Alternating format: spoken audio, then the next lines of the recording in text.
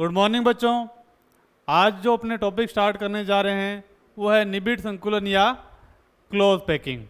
ये टॉपिक बहुत ही बढ़िया टॉपिक है और इसमें से बोर्ड में बहुत क्वेश्चन आते हैं। तो सबसे पहले बात करते हैं निबिड़ संकुलन होता क्या है। इसको इंग्लिश में बोलते हैं क्लोज पैकिंग। क्लोज का मतलब क्लोजली पैक करना।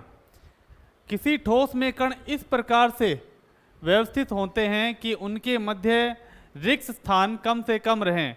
मान लो अपने जब भी कोई कपड़े पैक करें तो क्या करेंगे, अपने इस प्रकार से पैक करेंगे कि उनके मध्य रिक्त स्थान कम से कम रह जाए। एक और उदाहरण ले सकते हैं। मान लो आपको कपड़े पैक करने हैं और एक कपड़े आपकी मम्मी पैक करें, तो कौन बढ़िया तरीके से पैक कर सकते हैं? जाहिर सी बात है कि आपकी मम्मी कपड़े बहुत ही बढ़िया तरीके से पैक करेगी और उनमें रिक्त स्थान कम से कम रहेगा। यही क्लोज पैकिंग होती है, निबिड़ संकुलन होता है। ठीक है, गोलों को पास पास व्यवस्थित करना ही निबिड़ संकुलन कहलाता है। देखो परिभाषा, गोलों का पास पास व्यवस्थित होना ही निबिड़ संकुलन कहलाता है। अब निबिड़ संकुलन पढ़ने से पहले, क्लोज पैकिंग पढ़ने से पहले अपने को कुछ बेसिक बातों का पता होना चाहिए। कुछ बेसिक बातों का पता होना चाहिए। वो बेसिक बातें क्या है बच्चों? बेसिक बातों में क्या है, कुछ पॉइंट होते हैं जो कहलाते हैं बेस, और उसको समझना हमारे लिए बहुत ही ज़्यादा ज़रूरी है।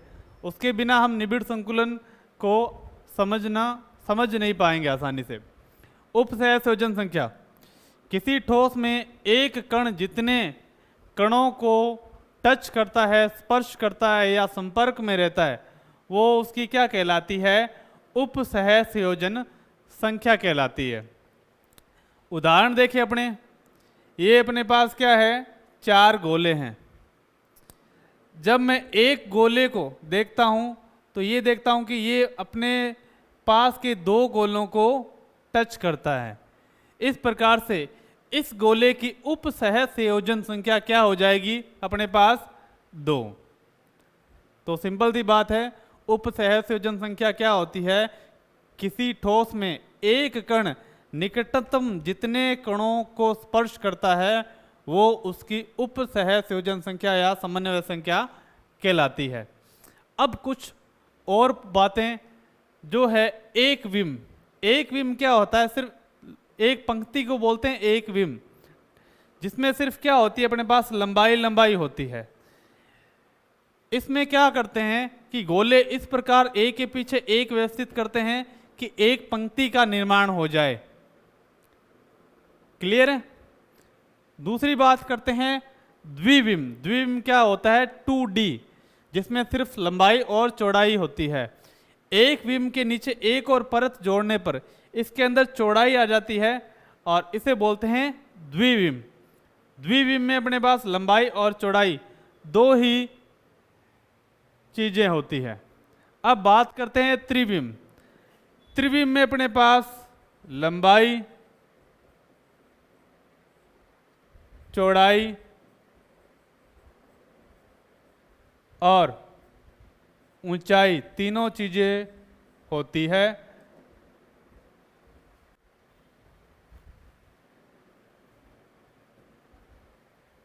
ये अपने पास सबसे पहले आया एक विम।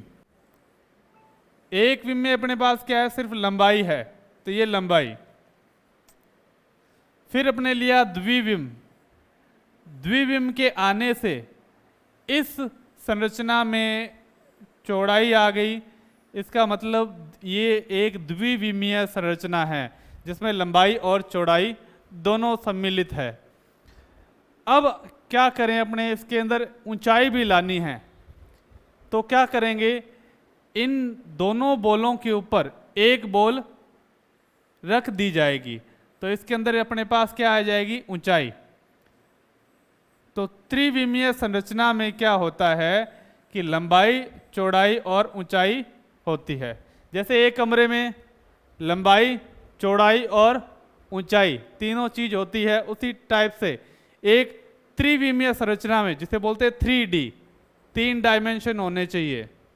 लंबाई, चौड़ाई और ऊंचाई तीनों होती है। तो ये बेसिक बातें थी। उपसहसंयोजन संख्या, एक विम, द्विविम और त्रिविम। अब अपने स्टार्ट करते हैं निबिड़ संकुलन को। तो निबिड़ संकुलन बच्चों क्या होता है अपने पास? सबसे पहले बात करते हैं एक विमीय निबिड़ संकुलन। एक विम यानी पता चल रहा है कि इसके अंदर अपने पास क्या होगी, सिर्फ एक पंक्ति होगी, एक लाइन होगी, जिसमें क्या होंगे, गोले एक दूसरे के साथ ऐसे रखे जाएंगे कि वो एक दूसरे को टच करते रहें और किसका निर्माण करें, एक पंक्ति का निर्माण करें, एक पंक्ति का निर्माण करें। अब एक विमीय निबिड़ संकुलन की उपसहज संयोजन संख्या क्या होती है अपने पास? तो वो अपने आसानी से जान सकते हैं। एक कोई भी गोला लिया और देखा कि वो पास के कितने गोलों को टच कर रहा है। ये गोला पास के 2 गोलों को टच कर रहा है, इसका मतलब इसकी उपसहज संयोजन संख्या कितनी आई अपने पास? 2। परिभाषा होगी एक विमीय निबिड़ संकुलन की, सिंपल सी। एक विमीय निबिड़ संकुलन में गोले इस प्रकार से व्यवस्थित किए जाते हैं कि एक पंक्ति का निर्माण हो। सिंपल, बहुत ही सिंपल है, बेसिक बातें हैं। अब जो बात आ रही है द्विविमीय निबिड़ संकुलन, इसे बोलते हैं 2D close packing. 2D close packing, 2D close packing, द्विविमीय निबिड़ संकुलन। और इसमें से अपने बोर्ड एग्जाम में काफ़ी क्वेश्चन पूछे जाते हैं और लास्ट ईयर, रिसेंट ईयर में ये क्वेश्चन आए भी हैं। तो अपने देखते हैं, कणों की व्यवस्था के आधार पर इसे 2 भागों में बांटा गया है। वर्गाकार निबिड़ संकुलन, वर्गाकार निबिड़ संकुलन, क्लियर।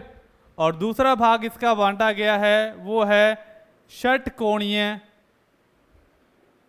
वो है अपने पास षटकोणीय निबिड़ संकुलन, षटकोणीय निबिड़ संकुलन। इसे अपने बोलते हैं HCP। HCP का मतलब हेक्सागोनल क्लोज पैकिंग, और किस में है? 2D में है, 2 डायमेंशन, क्लियर। तो इसके 2 भाग किए गए हैं द्विविमीय निबिड़ संकुलन के। तो अपने पहला भाग पढ़ते हैं, वो अपने पास है वर्गाकार, वर्गाकार निबिड़ संकुलन, वर्गाकार निबिड़ संकुलन। ठीक है बच्चों, ठीक। अब वर्गाकार निबिड़ संकुलन में कैसे कणों की व्यवस्था होगी और षटकोणीय निबिड़ संकुलन में कैसे कणों की व्यवस्था होगी, तो ये समझने के लिए अपने को पहले पढ़ने पड़ेंगे वर्गाकार निबिड़ संकुलन। तो वर्गाकार निबिड़ संकुलन में क्या होता है? पहली पंक्ति तो एक जैसी होगी, क्योंकि पहली पंक्ति में क्या होती है? सिर्फ लंबाई। तो इसमें अपने स्टार्ट करेंगे दूसरी परत से। तो वर्गाकार निबिड़ संकुलन में, वर्गाकार निबिड़ संकुलन में, वर्गाकार निबिड़ संकुलन में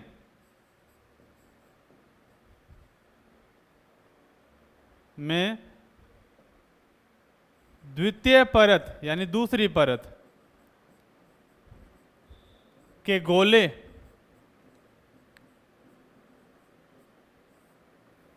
इस प्रकार लगाए जाते हैं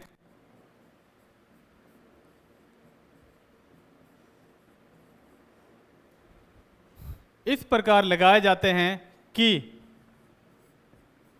पहली व दूसरी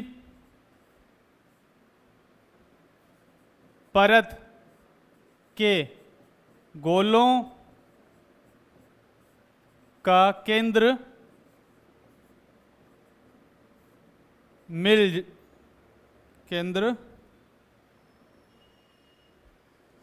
समान दिशा में हो।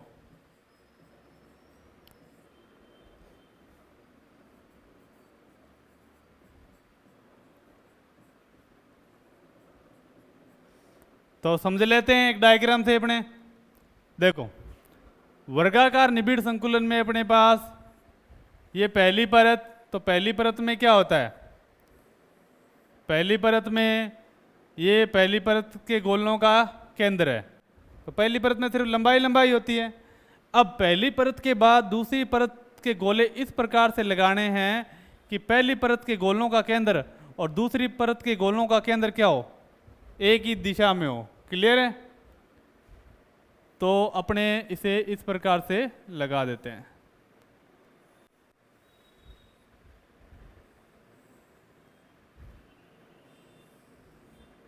तो ये कौन सा है, वर्गाकार निबिड़ संकुलन के कणों की व्यवस्था या गोलों की व्यवस्था।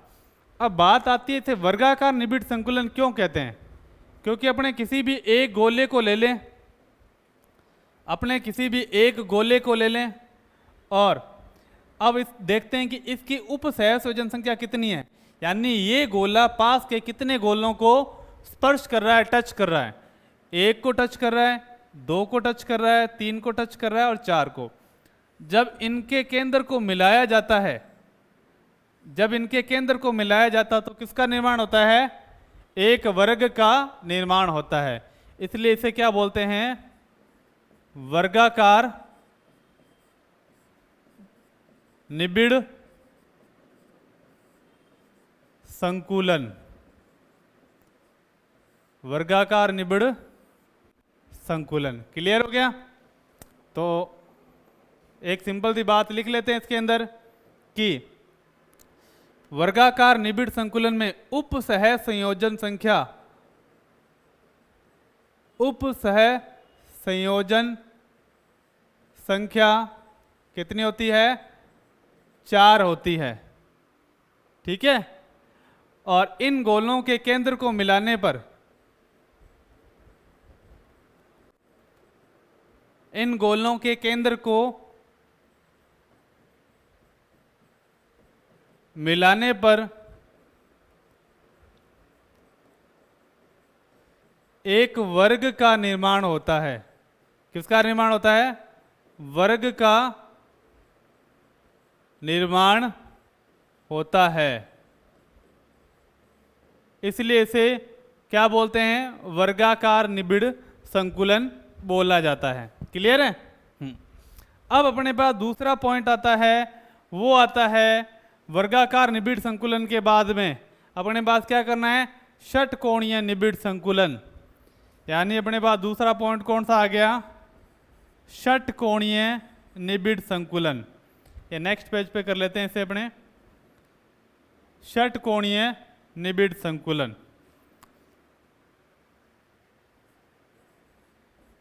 षटकोणीय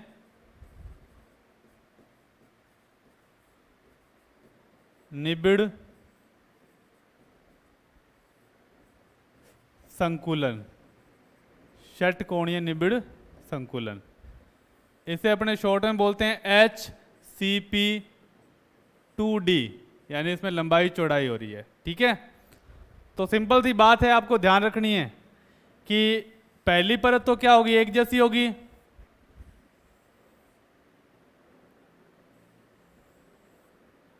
क्लियर है? और पहली परत के बाद में दूसरी परत के गोले इस प्रकार से व्यवस्थित करने हैं कि ये पहली परत के गर्त में आ जाए। ये क्या गर्त है, ये ऐसे। ठीक है? इस प्रकार से व्यवस्थित करने हैं।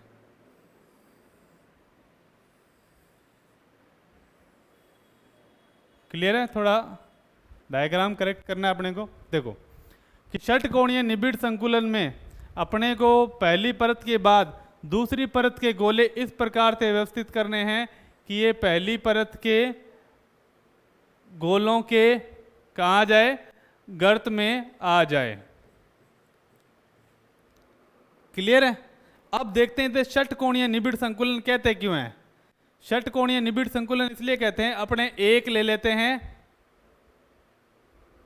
गोला, और देखते हैं वो पास के कितने गोलों को टच कर रहा है।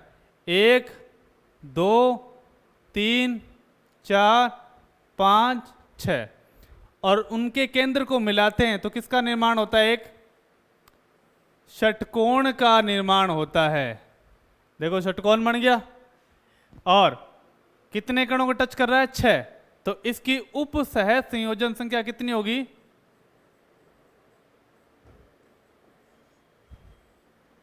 संख्या हो जाएगी 6। तो कुछ थ्योरेटिकल पॉइंट लिखेंगे अपने, और फिर इसे अपने नेक्स्ट पॉइंट की तरफ बढ़ेंगे। क्लियर है? तो लिखते हैं, षटकोणीय निबिड़ संकुलन में HCP2D में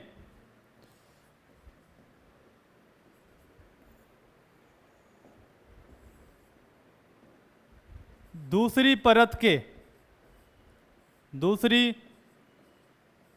के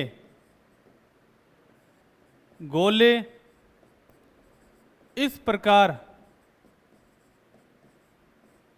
व्यवस्थित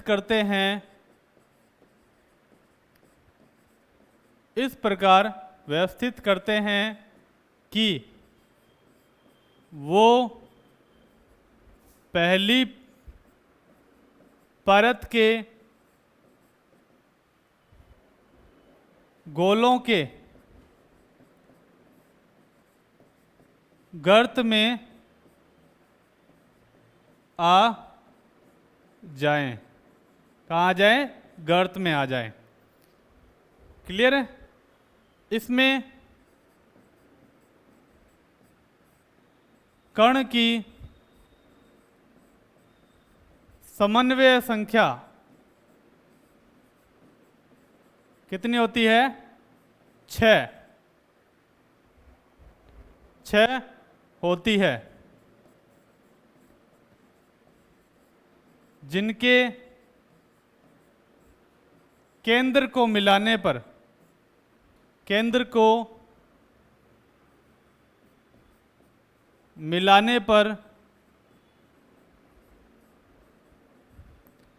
एक षटकोण का निर्माण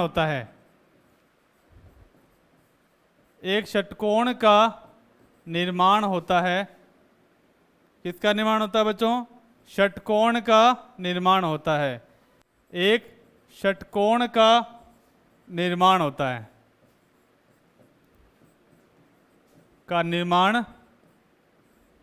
होता है, इसलिए इसे क्या बोलते हैं?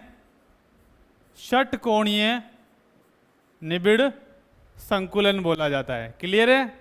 तो अपने पास 2 पढ़े, एक तो पढ़ा अपने वर्गाकार निबिड़ संकुलन। क्लियर है? और उसके बाद में अपने पढ़ा षटकोणीय निबिड़ संकुलन, वो भी 2D में पढ़ा। क्लियर है? ज़्यादातर क्वेश्चन इसके आते हैं, एक तो डायग्राम आ जाता है, और या 1 नंबर में क्वेश्चन आ जाता है कि इसकी उपसहज संयोजन संख्या अपने पास क्या है। तो क्लियर है? ठीक। तो नेक्स्ट अपने पास पॉइंट है, वो है त्रिविमीय निबिड़ संकुलन। और मैक्सिमम टाइम यही रहता है कि आपके पास क्वेश्चन यहीं से आए। बहुत छोटे क्वेश्चन आते हैं ठोस अवस्था में से, जो क्या है कि अपने को करने हैं, छोड़ने नहीं हैं।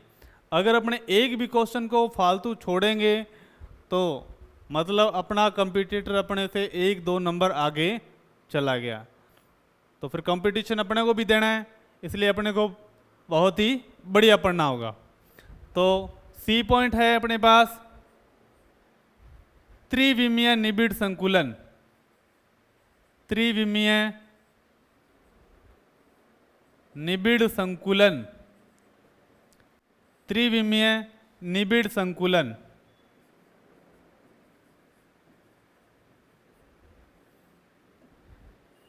ठीक है। 3D में close packing, 3D close packing.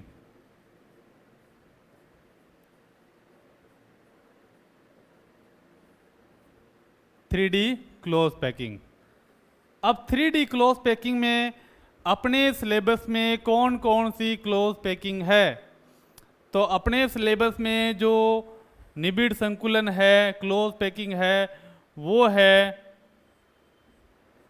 HCP3D, षटकोणीय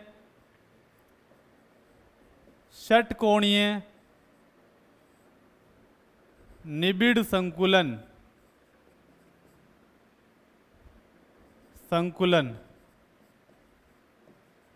षटकोणीय त्रिविम निबिड़ संकुलन लिख देते हैं अपने।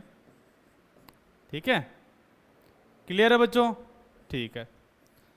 दूसरा है अपने पास CCP, क्यूबिक क्लोज पैकिंग, घनीय निबिड़ संकुलन,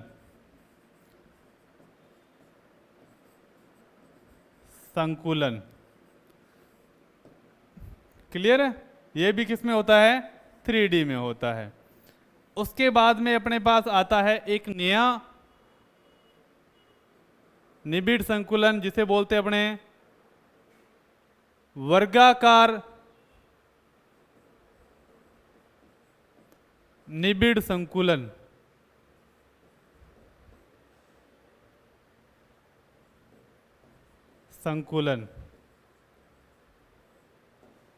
स्क्वायर क्लोज पैकिंग, जिसे बोलते हैं SCP, वो किसमें? 3D में, स्क्वायर क्लोज पैकिंग। तो 3 टाइप की निबिड़ संकुलन पाए जाते हैं अपने पास 3D में: षटकोणीय त्रिविम निबिड़ संकुलन, घनीय निबिड़ संकुलन और वर्गाकार निबिड़ संकुलन। क्लियर है बच्चों? अब स्टार्ट करते हैं। अपने पास पहला टॉपिक है HCP3D, षटकोणीय निबिड़ संकुलन।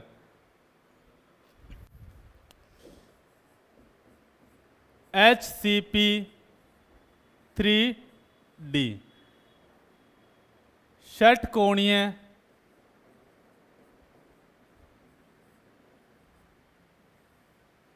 निबिड़ संकुलन।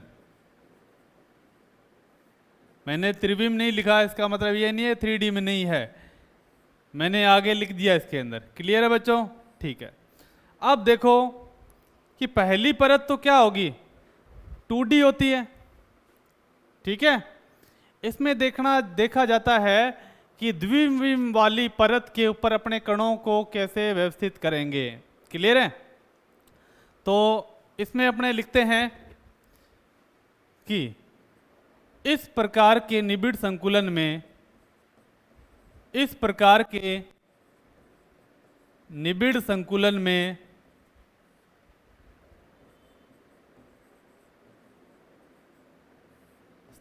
में प्रथम परत के ऊपर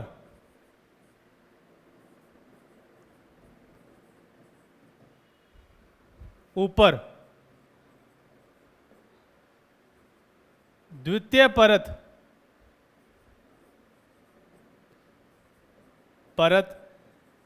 इस प्रकार लगाई जाती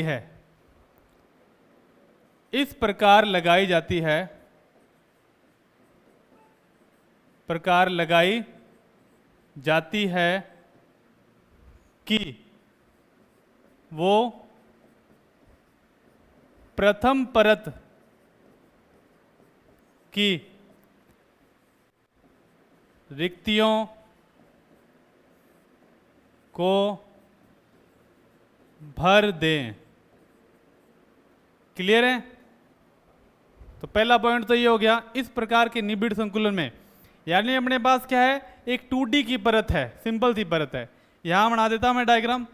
ये 2D की परत है, 1 2 और 3, ये अपने इस हिसाब से अरेंज कर रखे हैं। ठीक है, क्लियर है बच्चों? ठीक है, ये प्रथम परत है। इसके ऊपर मैं दूसरी परत के गोले इस प्रकार से लगाऊंगा कि ये प्रथम परत का जो रिक्त स्थान है ना, ये प्रथम परत का खाली स्थान है, जो रिक्त स्थान, ठीक है, रिक्त स्थान, वो क्या हो जाए? भर जाए। क्लियर है? तो मैंने क्या किया, इस पर ये दूसरी परत का गोला ऐसे रख दिया। क्लियर है? हाँ, समझ गए आप बात? यानी इस प्रकार के निबिड़ संकुलन में क्या होता है, प्रथम परत के ऊपर दूसरी परत के गोले इस प्रकार से लगाए जाते हैं कि वो प्रथम परत की रिक्तियों को क्या कर दे, भर दें। फिर भी क्या होता है, उनके मध्य कुछ रिक्त स्थान रह ही जाता है। क्लियर है, वो अपने अभी देखेंगे कैसे। अब बात करते हैं तृतीय परत कैसे लगाएंगे। पहली परत तो सेम थी, दूसरी परत अपने लगा दी, जिससे क्या किया, अपने प्रथम परत के रिक्त स्थान को भर दिया, परंतु फिर भी कुछ रिक्त स्थान इसके अंदर रह गया। अब तृतीय परत अपने इस प्रकार लगाते हैं तथा तृतीय परत इस प्रकार लगाते हैं, प्रकार लगाते हैं कि वो एकदम पहली परत की दिशा में हो, जिसे अपने बोलते हैं सीध में हो, दिशा में हो। क्लियर है, ठीक है। अब देखते हैं क्या होता है। फिर नेक्स्ट पॉइंट की तरफ उन्हें स्लाइड की तरफ बढ़ते हैं। अब देखो तो HCP में क्या हुआ, जो पहली परत थी, जो पहली परत थी ये एक, पहली परत के बाद ये पहली परत, इसको नाम दे दिया मैंने A। पहली परत के बाद मैंने दूसरी परत को इस प्रकार से लगाया कि ये जो रिक्त स्थान था वो क्या हो जाना चाहिए, अपना भर जाना चाहिए। तो मैंने दूसरी परत में यहाँ पर ये जो लगाया है वो गोला अपने पास ये पड़ा, इस परत को नाम दे देता हूँ मैं B। ये मैंने इसके ऊपर यहाँ लाके रख दिया, तो प्रथम परत के रिक्त स्थान क्या हो जाएंगे, भर जाएंगे। फिर मैंने कहा मैं तीसरी परत को इस प्रकार से लगाऊंगा कि वो एकदम पहली परत की जैसी हो। क्लियर है, तो मैंने तीसरी परत को लगाया तो किसके जैसी होनी चाहिए, वो पहली परत। पहली परत ऐसी है तो देख लो, सेम डिट्टो अपने को पहली परत ही बनानी है। और ये पहली परत A थी तो तीसरी परत भी क्या हो जाएगी, A। तो ये HCP3D का डायग्राम था। बुक में काफ़ी कॉम्प्लिकेटेड कठिन डायग्राम था, पर अपने को बहुत आसान तरीके से बनाना है।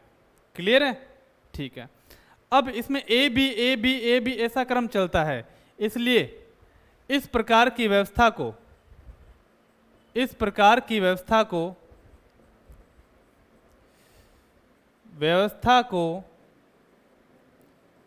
ए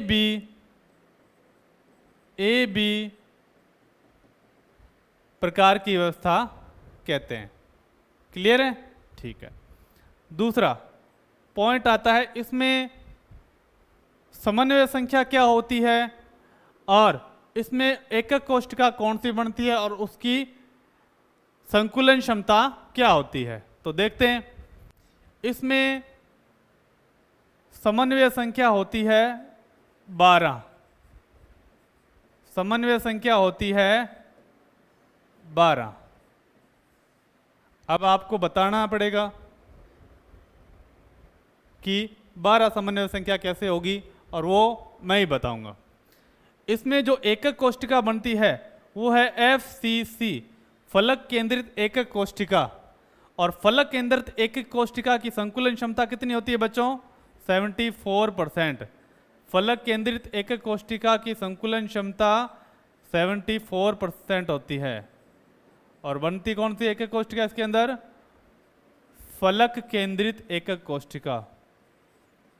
अब सबसे पहले पॉइंट ये डिस्कस करते हैं कि 12 कैसे आएगा एकक कोष्ठिका। ठीक है, देखो अब ये क्या हुआ, इसके चारों तरफ पार्टिकल थे, ये कण मैं यहां बना देता हूं। ठीक है, ये पार्टिकल ये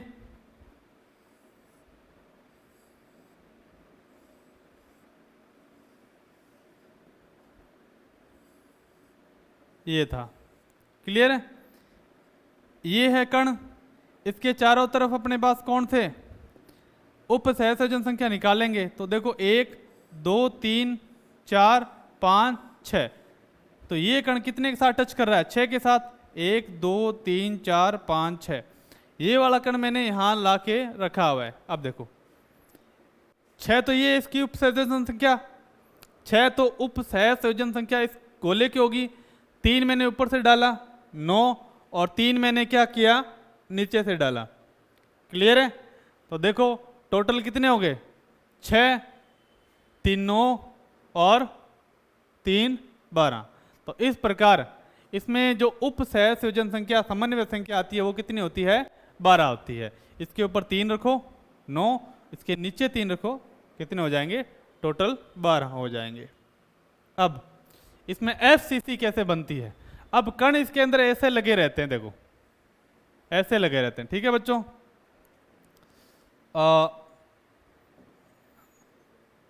इस हिसाब से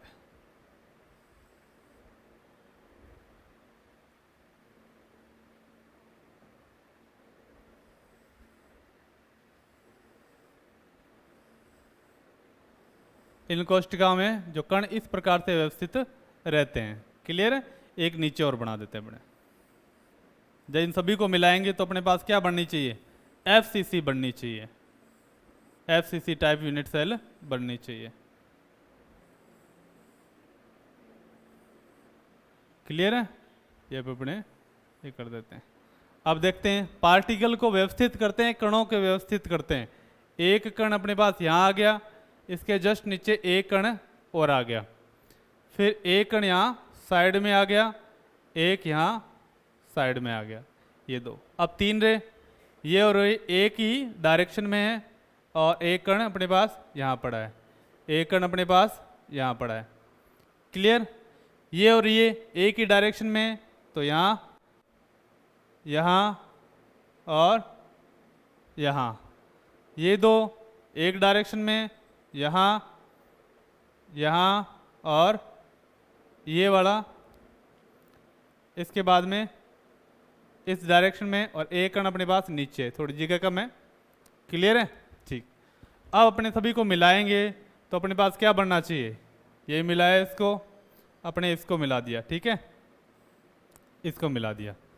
अब इसने इसको मिलाया, इसने मिलाया इसको, इसने मिलाया इसको, इसने मिलाया इसको, ये यहाँ पर, ये कण यहाँ पर, ये कण यहाँ पर। अब देखो ये क्या है? कौन सी एक कोष्ठिका बनेगी? FCC बनेगी ना। अगर FCC बनी है तो संकुलन क्षमता कितनी होगी बच्चों? 74%। क्लियर है? ठीक। देखो FCC में फलक पर क्या होते हैं? 1 2 3 4 5 6। अब जब इसको घुमाएंगे तो क्या बनती है? एक FCC टाइप की संरचना बनती है, फलक केंद्रित एकक कोष्ठिका बनती है, जिसकी संकुलन क्षमता कितनी होती है? 74%। ये आपको समझाने के लिए है, एग्जाम में लिखने के लिए नहीं है। एग्जाम में लिखने के लिए सिर्फ अपने को क्या चाहिए? ये 4 पॉइंट और ये डायग्राम और पीछे वाली थ्योरी। क्लियर है? अब अपने पास जो पॉइंट आता है वो है अपने पास CCP। CCP गणीय निबिड़ संकुलन। गणीय निबिड़ संकुलन, क्यूबिक क्लोज पैकिंग, वो भी 3D में। अब नोट में एक बात लिखाता हूं मैं आपको।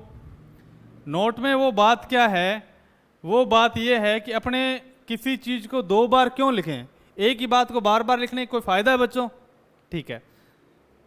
बात ये है कि HCP 3D और CCP में ये जो पहली 2 लाइन है ना, वो एक जैसी होती है। कैसे? इस प्रकार के निबिड़ संकुलन में प्रथम परत के ऊपर द्वितीय परत इस प्रकार लगाई जाती है कि वो प्रथम परत की रिक्तियों को भर दें। बस अंतर किसका होता है? तीसरी परत का अंतर होता है। किसका अंतर होता है? तीसरी परत का अंतर होता है। बस यही बात बतानी है आपको, तो फिर मैं वो बात नोट में लिख देता हूं। देखो, तो नोट में आपको कॉपी में पूरा लिखना है, ठीक है बच्चों? तो यहां पर मैं लिख रहा हूं कि HCP3D तथा CCP में प्रथम व द्वितीय परत की व्यवस्था समान होती है। व्यवस्था समान होती है। क्लियर है? अंतर किसका होता है? तीसरी परत का। तो अब जो अपने पॉइंट लिखेंगे वो कौन सा लिखेंगे? तीसरी परत के बारे में लिखेंगे। तो लिखते हैं CCP में तीसरी परत इस प्रकार से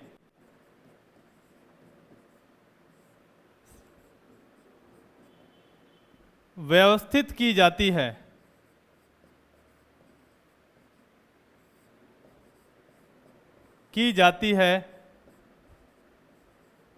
कि तीसरी परत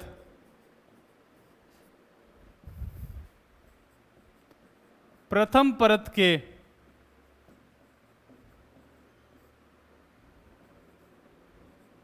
विपरीत हो। तीसरी परत प्रथम परत के विपरीत हो, यानी अंतर क्या है HCP3D और CCP3D में कि पहली और तीसरी परत का अंतर है। क्लियर है? सिर्फ तीसरी परत का अंतर है। CCP में तीसरी परत अलग होती है और HCP में तीसरी परत पहली के जैसी होती है। सिंपल देख लेते हैं एक डायग्राम। ये पहली परत, इसे नाम दिया A। इसके बाद में दूसरी परत के गोलों को लगाया, उसको नाम क्या दिया? B। अब पहली और तीसरी परत क्या होती है? एक जैसी नहीं होती, तो फिर इसको घुमा देंगे अपने 1 2 3।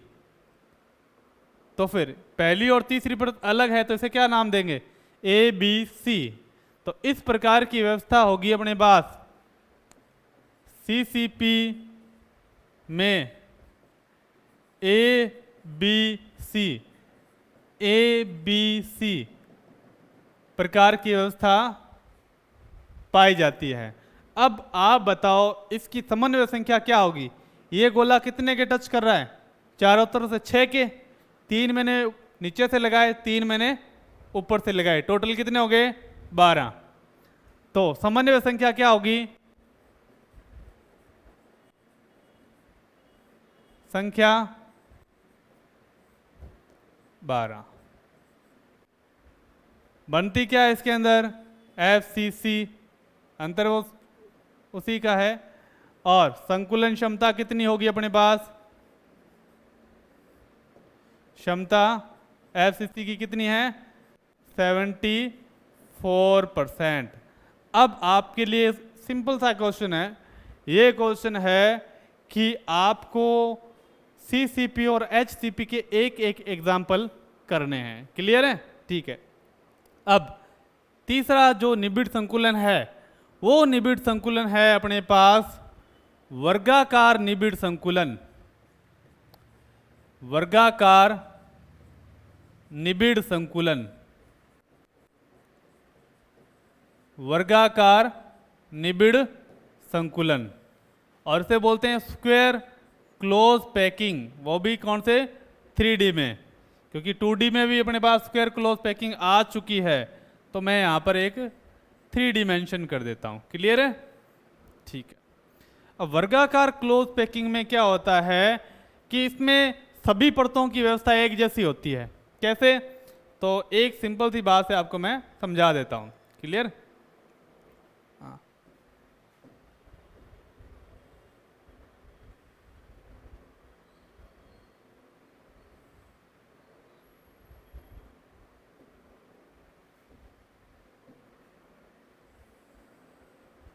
ये अपने पास एक है वर्ग है। क्लियर है? ठीक है। वर्गाकार निबिड़ संकुलन में क्या होता है कि एक ही परत होती है और ये परत के गोले इस प्रकार से लगे रहते हैं अपने पास। ठीक है, ये गोले हैं और इस प्रकार से लगे हुए हैं।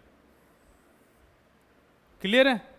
अब ये तो एक वर्ग में ऐसे दिखाई दे रहे हैं, पर व्यवस्था इसकी ऐसे होती है। देखो, ये 2 3 4, ये पहली परत होती है, इसे बोलते हैं ए।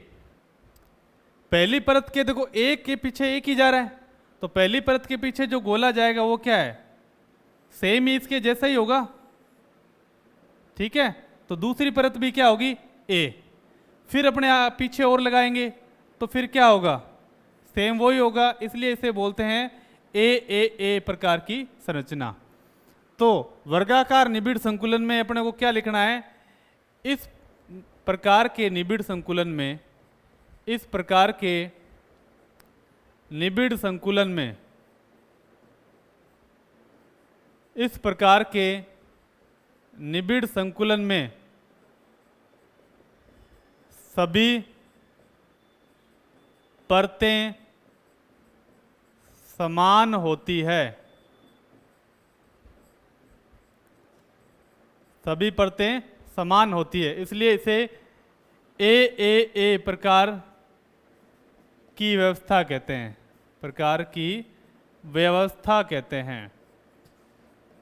ठीक है, इसमें समन्वय संख्या क्या होती है?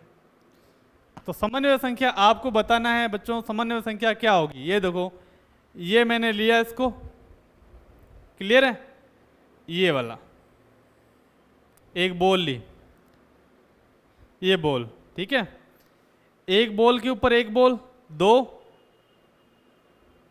ध्यान से, एक बॉल ये मेरे हाथ में, एक बॉल इसके ऊपर, एक बॉल इसके नीचे, 2, एक बॉल इधर 3, एक बॉल इधर 4, एक बॉल इधर 5 और एक बॉल इधर 6। तो इस प्रकार के निबिड़ संकुल में समन्वय संख्या कितनी होती है?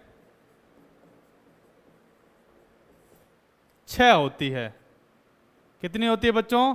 समन्वय संख्या 6 होती है।